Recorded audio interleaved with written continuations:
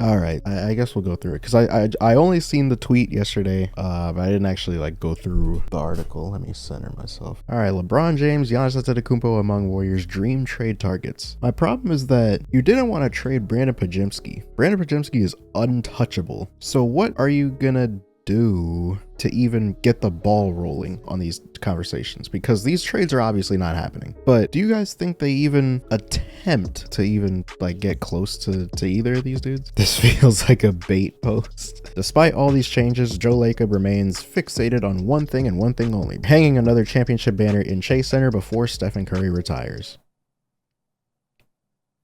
Is he? He may want it to happen, but I don't know about fixated. Although the Warriors did not want to see Thompson in another team's jersey, losing him and Chris Paul allowed general manager Mike Dunleavy and Golden State's front office to get creative and add key secondary talents like Buddy Hield, DeAnthony Melton, and Kyle Anderson, which I feel like a bunch of us, and I've said this like 5 times at this point, so I might cut this out. We were all under the assumption that these were like supplementary pieces with the intention of going out and actually getting a legit second option, but we now figured out that this was just the plan, so we'll see. With more depth and proven scorers, the Warriors certainly look like a better team on paper entering the 2024-25 season than they did last year. It still blows my mind Siakam went for Bruce Brown and 2 firsts. Like, I feel like I was like among the crowd where I was like, no, we don't need to make that trade, we don't need to like do anything. But as the year went on, as we saw who this team actually was, and we realized that like we don't have a consistent number 2 on the team right now, it became more and more apparent that like this cannot be the team for the whole season. Like, I feel like they're gonna find out, even having someone like Clay, who wasn't really like a second option per se last year, at least in not the way that you would picture it compared to other superstars around the league where, you know, they're all-star caliber players and they can create their own shot and create their own offense. The amount of attention that Clay drew still like was pretty fundamental in the Warriors offense even functioning last season, which is why I never was on board with Clay being benched, just because of the attention that he still draws even when he's not hitting shots. Now just not having him on the team at all anymore, I still don't get what they're doing with Moody. I don't think anybody knows. He should have just been traded by now, unless he's gonna play this season, which I wouldn't necessarily count on that. Hold on, let me look at our roster. Who's a random player that's on our team right now? Yeah, Lindy Waters is probably gonna play more than he's probably gonna play more than Moses Moody. If I had to guess, that would be my guess over who takes his minutes this year. Last year was Corey Joseph. Before that, it was Anthony Lamb. This year, I'm banking on Lindy Waters. Realize Moody and Kuminga are the same age. Yeah, they were drafted same draft class. 2021. That's another thing that I think people forget. Moses Moody was never supposed to even fall to 14. Like, we literally got him by luck. Like, he was projected to go like top 10. The Warriors were unable to land Paul George or Lauri Markkanen, 2 all-star talents that would have immediately propelled the organization back to the top of the West playoff picture. Now, instead of question marks surrounding the talent on this roster and their ability to get back to the playoffs, the only question league personnel are asking is, when will Golden State make a big trade for another star? The clock has already started ticking. Between now and the trade deadline on February 6th, several superstars will hear their names connected to the Warriors, starting with both LeBron James and Kevin Durant.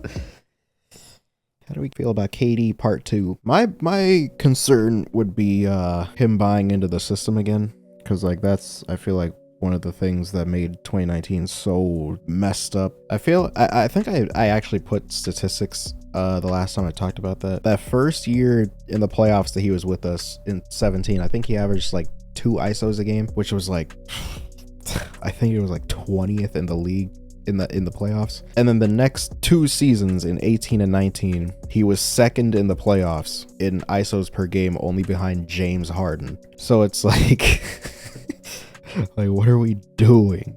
We're just throwing out all of what made this team what it was, just to make sure that this dude is happy and doesn't leave, and he still left. Durant wanted to go to the Phoenix Suns after things went south with the Brooklyn Nets, and there's still strong belief in Phoenix that they can win the Western Conference. Hell no. Dog, I don't understand. I'm gonna need them to like be real with themselves and like stop selling their fan base. Like, Suns fans are known to be annoying, especially in the last few seasons, but dog, I mean, some of them know that this team is not built right.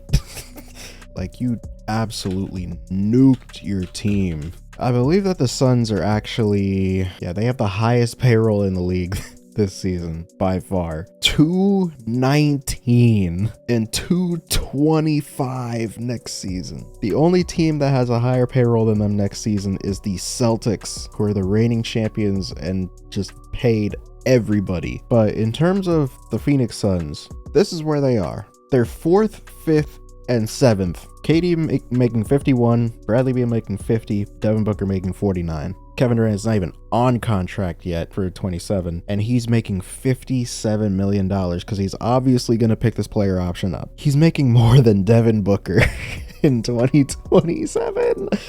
Oh my God, bro. Why did Washington do this?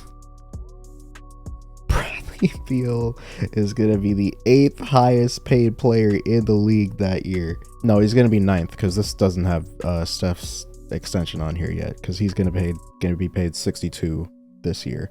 So he's actually going to be 9th, but I mean, that doesn't even matter. Yeah, blah, blah, blah. They think they can win, blah, blah, blah. Suns never been, yeah, health. Yeah, the health is the issue, not the fact that you don't have a point guard and you're paying a declining player 160 mil over the next 3 seasons. All-stars, and I know they're not about to try to convince me. Are they going to say Jimmy Butler or Kawhi Leonard? Because I know they're not trying to tell me that Kawhi Leonard is the name to discuss regarding the Clippers for numerous reasons. There's reason to believe that this team can succeed without George. At the same time, there's also reason to believe the Clippers are destined to take a step back. In January, Kawhi signed a 3-year $152. I understand that, like, you're just wanting to put names out there, but like, dude, we gotta stop at some point. There's no way I'm seeing Karl Anthony Towns. Nobody should expect this to happen right now, given all the success this franchise has found, not to mention new ownership taking over. But the Timberwolves will need to make a decision on Towns in the coming years. Golden State has long needed a stretch big man with Towns' skills, which is why he would be a prime trade target for the Warriors. I promise you, even if Cat does somehow become available within the next 3 years, while the Warriors still have Steph Curry, what are the odds that they actually make a serious offer for him? Because I feel like even if a big name does become available, any season after this upcoming year, I feel like they're just gonna be under the like mindset of like, I'm in. Steph has 2 years under contract. He's 38 years old. Might as well just build up, you know, Kuminga, build up pods, see if Moody can still outduel some of these 11th and 12th men, earn his minutes. Like, I don't see them making a legitimate offer for any star caliber player after the crazy shit that they just pulled with this offseason. And then we got Giannis and Embiid. Yeah, okay, yeah, I'm not reading any. So yeah, I don't know what the hell